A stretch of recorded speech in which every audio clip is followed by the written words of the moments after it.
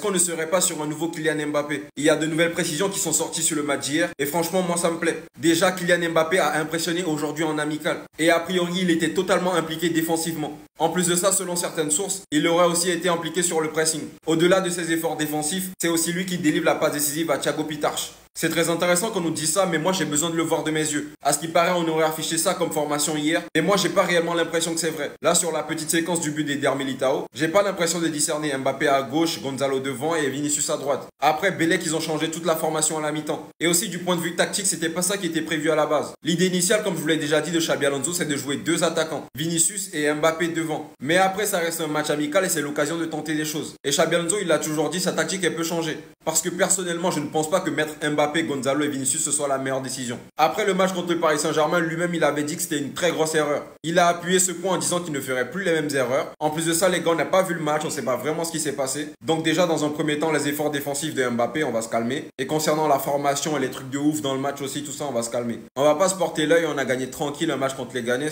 Et donc je pense que c'est mieux d'attendre le vrai match qui va se dérouler le 12 août. Et sinon les gars, n'oubliez pas de vous abonner parce que la saison elle va être méchante. On est en bleu.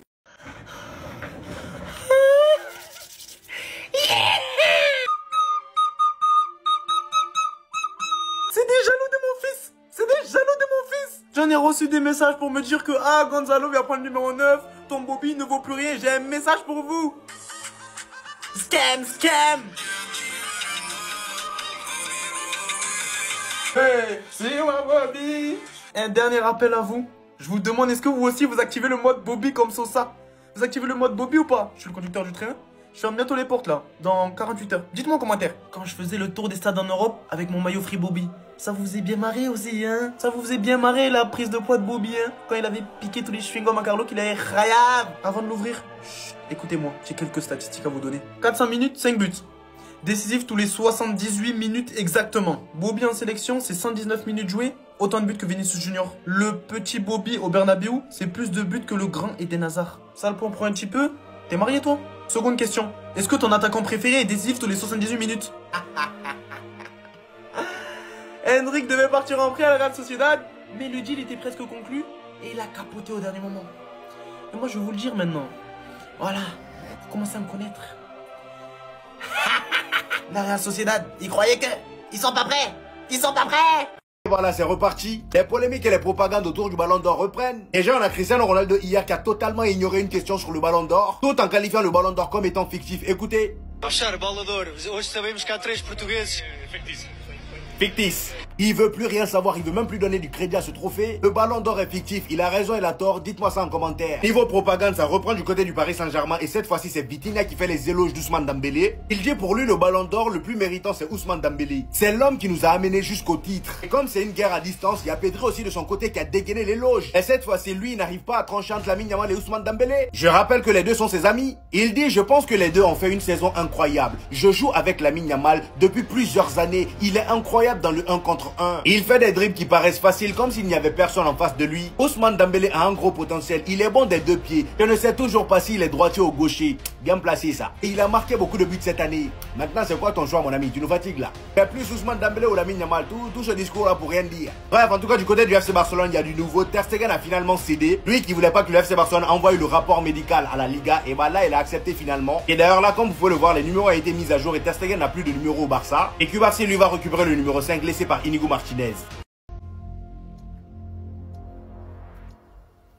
J'en ai vu des retournements de situation, mais là c'est trop. Hendrik vient de récupérer officiellement le numéro 9 du Real Madrid. Il y a quelques jours, on nous avait appris que c'était Gonzalo Garcia le nouveau numéro 9. C'était même confirmé par certains. Eh ben non, Gonzalo Garcia portera le numéro 16 du Real Madrid. Et d'ailleurs, lors du match amical aujourd'hui face à Leganés, il a porté ce même numéro. Donc Hendrik sera bel et bien le numéro 9 du Real Madrid. Maintenant, reste à voir qui sera le plus utilisé dans la rotation par Xabi Alonso. Pour l'instant, de ce qu'on voit, on a l'impression que ce sera Gonzalo Garcia. En tout cas, jusqu'à preuve du contraire, porter un numéro ne veut rien dire. La preuve du côté du FC Barcelone, celui qui était numéro 10 avant Lamine Yamal, il est à Monaco actuellement. Je dis ça, je dis rien. Et c'est pas fini, c'est pas la seule folie. On vient aussi de nous apprendre que lors du match d'entraînement entre le Real Madrid et les Leganés aujourd'hui, Rodrigo était capitaine en deuxième période. Il y a même David Alaba qui a été testé en tant que milieu. Et concernant le jeune de 18 ans, Thiago Pitarch, qui a été auteur d'un but aujourd'hui face à Leganés, on nous dit qu'il a effectué les 5 derniers entraînements avec l'équipe première. Il est censé évoluer du côté de la Cassia, mais là, il est en train de gagner du crédit auprès de Xabi Alonso. Peut-être qu'on aura encore un nouveau crack en plus de Gonzalo Garcia. Franchement, là, je dis oui à tout. Vu comment Gonzalo Garcia nous a impressionné en Coupe du Monde des clubs, ramenez-nous toutes les pépites qu'il y a à la Cassia. On dira oui.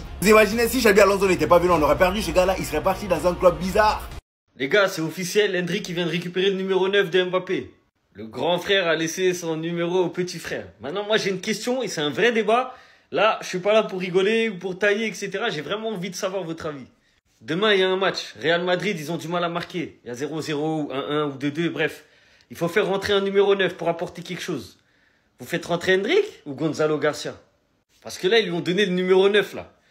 Mais moi, personnellement, si je dois choisir un des deux dans un match compliqué, moi, je prends Gonzalo direct. Hein. Pour moi, là, Hendrik, ça va être un numéro 9 qui va être sur le banc. Genre, c'est un beau chiffre, mais il va être sur le banc. Franchement, Gonzalo Garcia, il m'a fait meilleure impression que Hendrik en tant que numéro 9. Même si on ne l'a pas vu dans les mêmes compétitions, à un même niveau, etc. Mais je pense personnellement que le potentiel chez lui d'un numéro 9 dans un jeu comme le Real Madrid, ça correspond beaucoup plus à Gonzalo Garcia qu'à Hendrik. La vérité, pour moi, Hendrik, il doit être prêté. Hein. Il n'a pas le niveau du Real. Peut-être qu'il va me faire taire cette saison, mais pour moi, ce mec-là doit être prêté. Dites-moi ce que vous en pensez. Vous faites rentrer Hendrik ou Gonzalo Garcia dans un match qui est compliqué? En fait, France Football, je crois que vous nous prenez pour des cons. On a un journaliste de France Football, les frères, qui nous parle du Ballon d'Or, qui nous explique que le premier critère de vote est le suivant: le caractère impressionnant et décisif des performances individuelles. Peut-être qu'il n'avait pas fait assez. Cet homme avait tout gagné.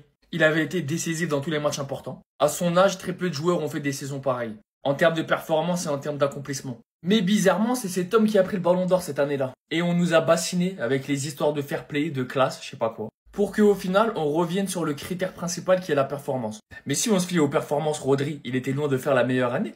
Il a même pas fait la meilleure année de sa carrière.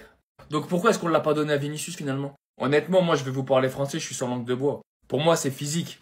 On sait comment ça se passe dans le football, on sait qu'ils ont l'habitude de peps les Espagnols, on va pas se mentir. Et Vinicius, on va pas se mentir, pour eux c'est le mauvais garçon, il a pas la bonne tête. Mais moi, ce que je trouve hilarant dans le vol qu'on a eu l'année dernière avec le Ballon d'Or de Rodri, c'est que Rodri n'était même pas le meilleur milieu de PL. C'était même pas le meilleur milieu de la sélection espagnole. Mais il a pris le Ballon d'Or, alors qu'à côté de ça, on a un Vinicius qui a absolument tout cassé. Bizarre. Et France Football, y a pas de souci, on a compris. Les critères, c'est vous qui décidez, chaque année ça change. Et ça dépend du profil qui peut le gagner. Pas de problème, maintenant on sait très bien que le Ballon d'Or ne vaut absolument plus rien. Bref, c'est léger, c'est pas lourd, abonnez-vous, on est ensemble. La saison 2025-2026 du Real Madrid a enfin commencé. On l'a commencé ce matin. Victoire 4-1 contre Leganés dans un match à huis clos. Je l'ai pas vu. Vous l'avez pas vu non plus. Personne l'a vu. Donc on va pas en parler. Mais on va parler de la saison prochaine quand même. Donc restez. Déjà, on a l'effectif au complet. Pas d'arrivée potentielle. Peut-être un départ de Rodrigo, ça reste encore à voir. Mais sinon, voici l'équipe qu'on aura avec donc Mastantuono qui va bientôt être officialisé réellement et qui va faire bientôt sa présentation au Real Madrid quand il aura 18 ans. Le capitaine du Real Madrid, vous l'avez vu, c'est notre rescapé Dani Carvajal avec des cheveux blancs comme quoi l'extrême droite espagnole. Ça lui réussit pas forcément. Mais bon, on a d'autres nouvelles quand même. Tout le monde l'a vu. Kylian Mbappé aura le numéro 10 de Modric. Et oui, Modric n'est plus là. J'arrive toujours pas à m'en remettre. Voilà pourquoi je mets ce maillot aujourd'hui. Non, je déconne. Mais en tout cas, on regardera les matchs de l'AC Milan, ne vous inquiétez pas aussi. Mais bon, c'est pas ça le sujet. Le sujet, c'est Hendrik. Hendrik qui va avoir le numéro 9, le 9 du Real Madrid, c'est donc Hendrik. Les médias avaient pressenti Gonzalo Garcia, mais non, donc ce sera Hendrik, ça a été officialisé sur le site du coup du Real Madrid. Et donc voilà, hein, si vous voulez un petit aperçu aussi, voici la compo qu'on a alignée donc contre les Ganes. Pas de Bellingham évidemment puisqu'il est blessé à l'épaule pour le début de saison et il est encore en convalescence, mais on avait du Dinulsen, du coup du Carvajal, Raúl Asensio. Une attaque Vini, Mbappé, Gonzalo. Gonzalo est dans le groupe professionnel. Ça y est, il a signé son renouvellement et son contrat professionnel donc au Real Madrid. Et il va récupérer, il me semble, le numéro 16 d'Hendrik. À voir. Voilà. La saison va commencer. Vous inquiétez pas, on va faire d'autres vidéos pour vous dire comment je sens la saison. Mais dites-moi, est-ce que vous êtes hype pour la saison prochaine? L'arrivée de Xabi Alonso, les nouveaux joueurs, l'arrivée d'un nouveau projet au Real Madrid. Est-ce que vous êtes hype?